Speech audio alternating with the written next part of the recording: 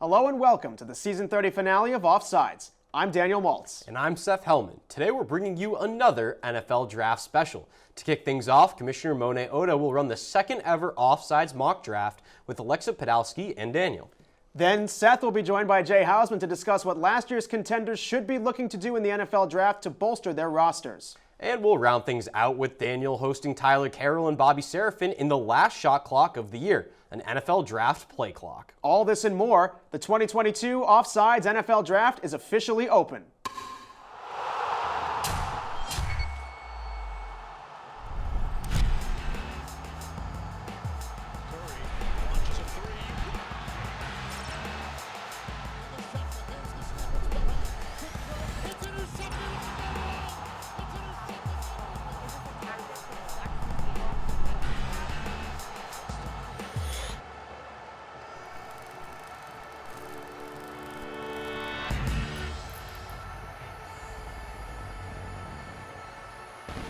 Welcome to the 2022 Offsides NFL Mock Draft. I'm the Commissioner, Monet Ota, and I'm joined by Daniel Multz and Alexa Podalsky for some back-and-forth action as they take us through what decisions they would make for the top 10 selections on this year's draft day. The Jacksonville Jaguars are up first, and with the first pick of the 2022 Offsides NFL Mock Draft, Daniel and the Jacksonville Jaguars select Aiden Hutchinson, defensive end, Michigan. The most exciting and talented player of the draft class needs to go to the worst team. Hutchinson produced on the stat sheet with 14 sacks, led Michigan's defense as a captain, and won everyone's hearts over as the Wolverines won the Big Ten title over Ohio State. He's been the top prospect for months, and now he's off to be the new face of the Jags defense. The Jaguars are the solid pick to kick things off. Next, with the second pick of the 2022 Offsides NFL Draft, the Detroit Lions select Kayvon Thibodeaux, defensive end, Oregon. The Lions had the worst defense in the league last season, so adding some weapons is necessary in order for them to build their roster back. Thibodeaux was an explosive player last season with the Ducks, producing 7 sacks. He has pure speed and a strong force on the field, perfect for the Lions, who need a strong defensive end to start turning their team around.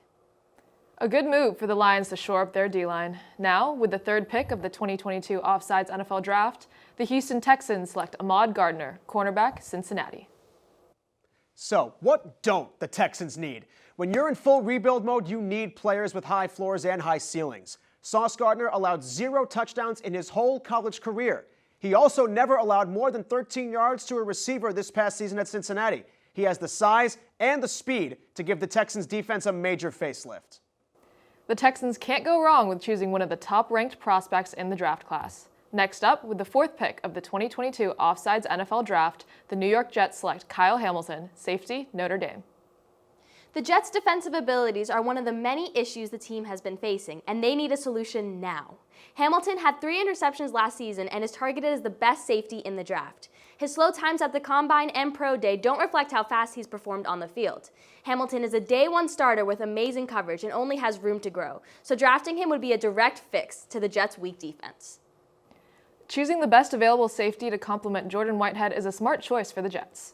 Next, with the fifth pick of the 2022 Offsides NFL Draft, the New York Giants select Ikem Ekwonu, offensive tackle, North Carolina State.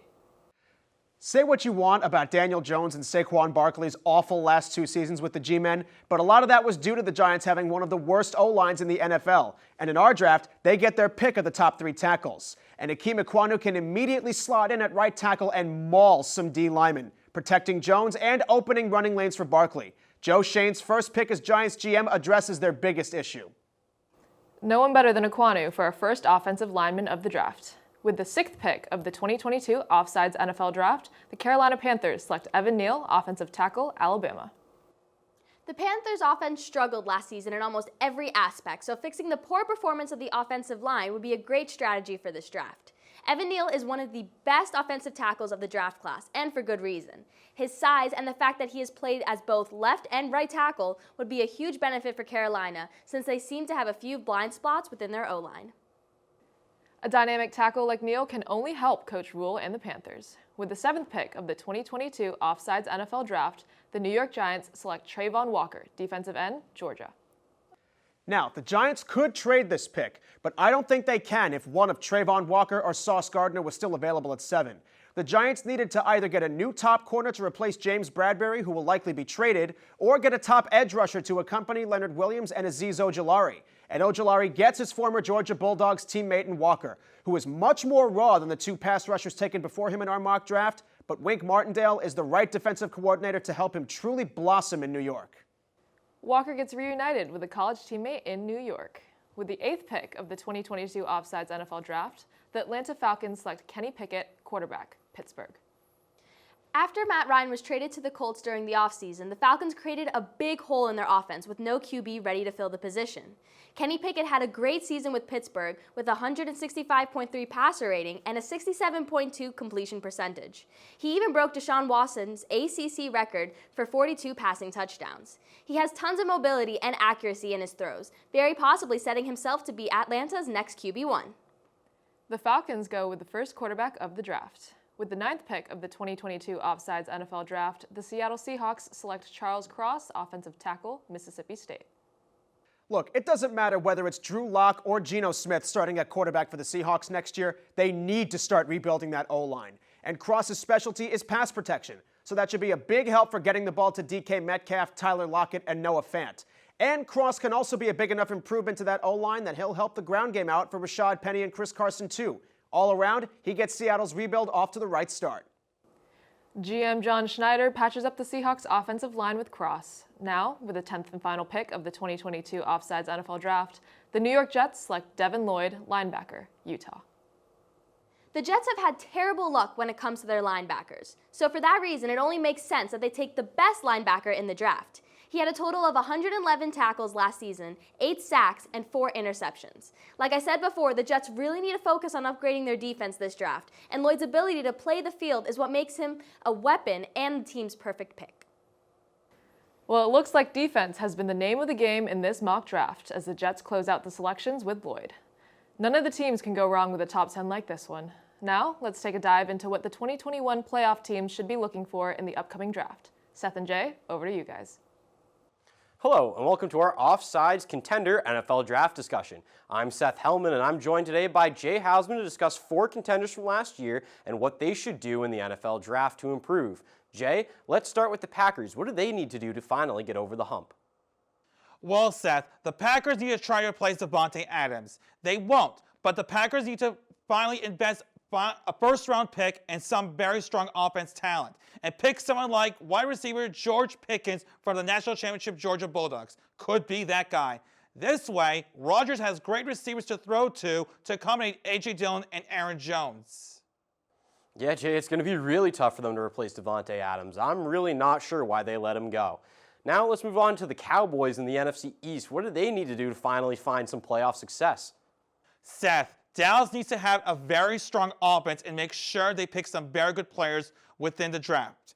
I believe Dallas's offense is still not strong enough to beat the great teams we are seeing now, and they should draft some very good players for the wide receiver position in the upcoming draft because Dallas's offense is not up there as they were in the 90s, and that could be a major problem in future games.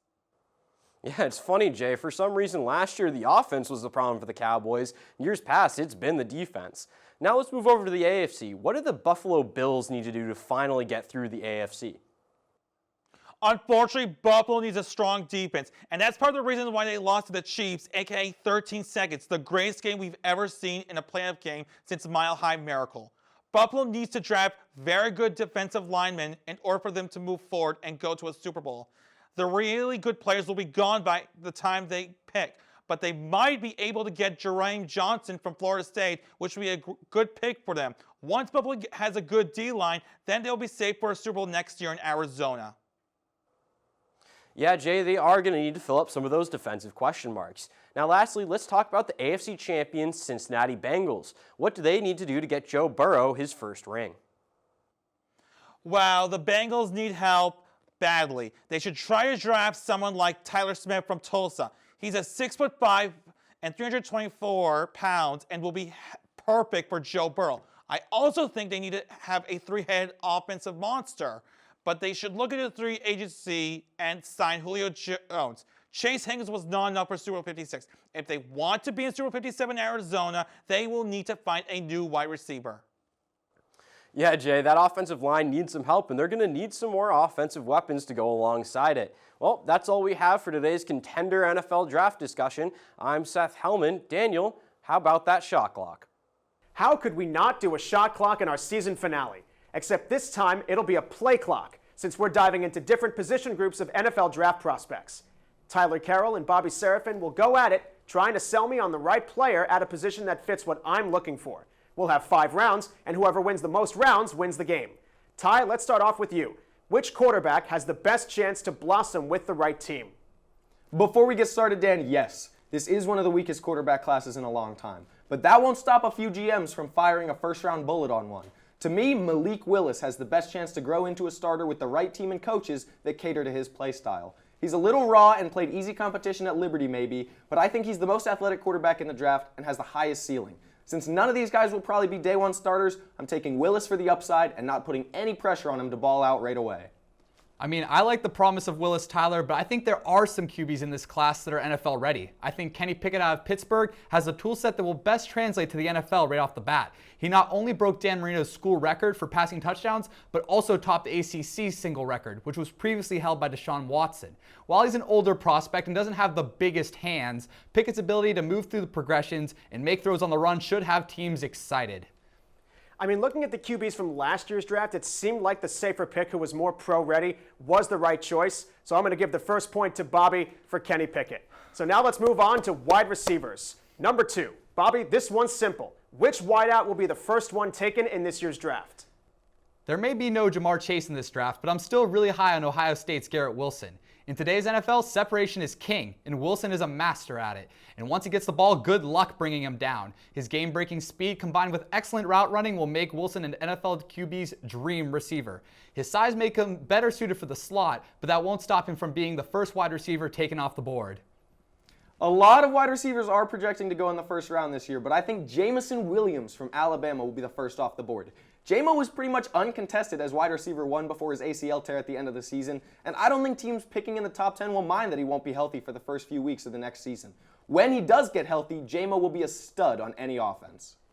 Ty, I like it. I agree. Jameson Williams has been the uncontested top receiver in this class, and I don't think anybody's going to care. We know what he can do on the field, and I think a lot of what Bobby was saying about Wilson, Williams does, and he does it better. Point goes to Ty. We're tied at 1. On to round 3, defensive backs. Ty, which defensive back, cornerback or safety, will look the most like a Pro Bowler on day 1 in the NFL? Dan, this is a tricky question. In 10 years, I think Kyle Hamilton would be looked at as the best defensive back from this draft. But day 1, I'm taking Sauce Gardner, the cornerback from Cincinnati. Sauce didn't give up a touchdown in college. I'll say that again. More than 1,100 coverage snaps over 3 years. The man did not give up a single touchdown. Talk about a guy that needs no adjustment. Sauce has practically been begging for harder competition, which is why I think he'll be the most impactful defensive back out of the gate. If you want to talk stats, Tyler, I have someone who had an even more impressive season than Gardner. Trent McDuffie from Washington also didn't give up a touchdown this season and allowed 30 fewer yards than Gardner. At just 5'11", McDuffie is still the most physical corner in the draft and uses his short area quickness to make up for his small stature. The prospect thrives in zone coverage as well and is incredibly versatile, something that NFL teams covet. Bobby, I'm sorry. This one hands down goes to Ty. There's a reason Sauce Gardner is being touted as going as high as 2nd overall in the draft. He is the best defensive back prospect, no doubt about it. And I think also no doubt about it, he's going to look like a Pro Bowler on day 1, regardless of who takes him. Now on to round 4, offensive line. And these last 2 rounds could comprise most of the entire top 5 of the draft. So, starting with O-lineman Bobby, which team tackle combo at the top of the draft seems like the best fit? The Houston Texans finished dead last in both rushing yards and rushing touchdowns. This wasn't for a lack of trying, as they also had the fewest yards per carry in the league. The solution to that is simple in theory. Find a 6'7", 330-pound lineman. Well, lucky for them, that guy just happens to be in this draft, and his name is Evan Neal.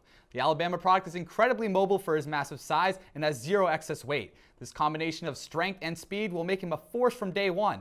Pair the smaller alongside Laramie Tunsil, and I'd expect a big change in the Texans' rushing attack. I think the best tackle team combo at the top of the draft is the Carolina Panthers and Ikem Ekwonu from North Carolina State. Ekwanu's pass blocking may not be as highly regarded as some of the other top-tier tackles, but his run blocking is unquestionably the best in the draft, and the Panthers need to do what they can to keep Christian McCaffrey healthy for a whole season. A lot of mocks have the Giants taking Ickey at 5, and I think he would succeed there, but I think it would be a better fit in Carolina one pick later. I just think that when you're picking at 3rd overall and you have so much wrong with your roster like Houston, you need the best all-around player. The best all-around tackle in this class is Evan Neal. So the point goes to Bobby, and just like that, we are knotted up at 2 apiece for the final round, edge rushers. And Ty, let's start with you, and this question's a bit of a curveball to end our play clock. Not on any one specific player, but just how many edge rushers will go in the top 10 of the 2022 NFL Draft? I thought about this question for a long time, but I'm going with 3. Aiden Hutchinson, Kayvon Thibodeau, and Trayvon Walker will all be taken in the top 10. They say it's a passer and pass rushers league, and with few viable passers, I think 3 might even be a conservative estimate. I wouldn't be surprised if George Karlaftis from Purdue sneaks into the top 10 as well before all is said and done. Okay, those 3 are all great talents and are expected to be top picks. One guy who hasn't been talked about enough is Florida State's Jermaine Johnson II, who had 11.5 sacks this year after transferring from Georgia. The Atlanta Falcons, who currently sit at number 8 in the draft, were bottom of the league in sacks last year. They've been without a premier pass rusher since Vic Beasley and lost last season's sack leader, Dante Fowler, in free agency. This creates a massive hole that they'll need to fill, so I see the Falcons making Johnson the 4th edge rusher taken in the top 10. The ACC Defensive Player of the Year from this past year does go in the 1st round. Jermaine Johnson II will be the 4th edge rusher taken in the top 10 of the 2022 NFL Draft. I'm giving Bobby the point, and he's walking away with a 3-2 victory in our season finale play clock. Bobby, huge congrats. You get to walk into season 31 with a win in your pocket. That'll do it for this play clock segment. Thanks for tuning in. We'll be right back to wrap up our show. That's all the time we have for this episode, the season finale of season 30 of Offsides. What a great season it's been. That's right, Daniel. If you're interested in joining us for season 31 in the fall, email us at offsides@butv10.com. Also, be sure to like our Facebook page and follow us on Instagram and Twitter, all at Offsides10. As it is our final episode of the school year, that also means that we're saying goodbye to our seniors. And one of those seniors is our co-producer right here, Daniel Multz. And you'll be hard-pressed to find someone who works harder at their craft than Daniel here. Throughout his 8 semesters as a member of Offsides, I don't think there's been a single person who spent more time putting in the effort to make the show as great as you do. I am lucky to call you a co-producer and a friend, and I will surely dearly miss you in the coming seasons of Offsides, and I'm sure everyone else will too. It's been unbelievable having you, man. That's been an honor. Appreciate it, Seth. It's been great to work with you as a co-producer. And beforehand, when you were just one of the regular members of our crew, you're always bringing your A game, whether that's on camera, in the control room, or cracking jokes about me or someone else on the crew, or literally anything. So it's been an absolute blast with you, and it's been a blast all 8 semesters with Offsides. Thank you all so much for tuning in to our season finale. We'll be back with you again in the fall.